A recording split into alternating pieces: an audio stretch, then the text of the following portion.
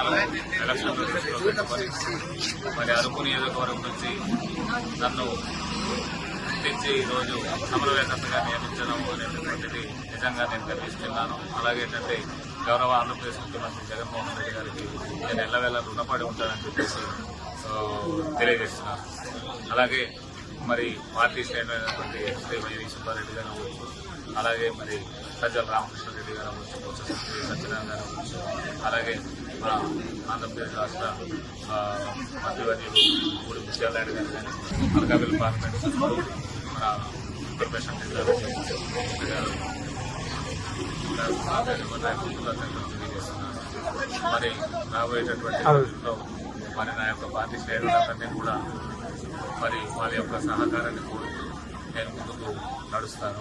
అలాగే 2024లో ఖచ్చితంగా అరకు మరి వైఎస్ఆర్ పార్టీ విజయదుందువి ఎగరవేస్తామని చెప్పేసి తెలియజేస్తున్నాను.